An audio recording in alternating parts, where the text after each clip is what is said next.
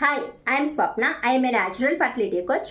ప్రతి నెల ఆశగా ఎదురు చూడడం ఈ నెల అవుతుందేమో అని, కానీ టెస్ట్ చేసుకున్నప్పుడు మళ్ళీ నెగిటివ్ రావడం, సో మళ్ళీ హార్ట్ బ్రేక్ అవుతుంది.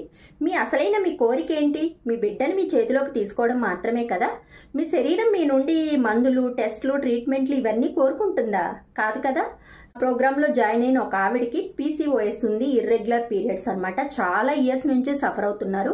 సో నా దగ్గర ఎప్పుడైతే జాయిన్ అయిన తర్వాత మంచి ఫుడ్ సజెస్ట్ చేసి మైండ్ బాడీ టెక్నిక్స్ ఫాలో అయ్యి హార్మోన్స్ బ్యాలెన్స్ చేయడం వల్ల ఇప్పుడు ఆవిడికి పీరియడ్స్ రెగ్యులర్ అయ్యాయి, స్ట్రెస్ తగ్గింది, త్వరలోనే కన్సీవ్ అవ్వడానికి రెడీగా ఉన్నారు.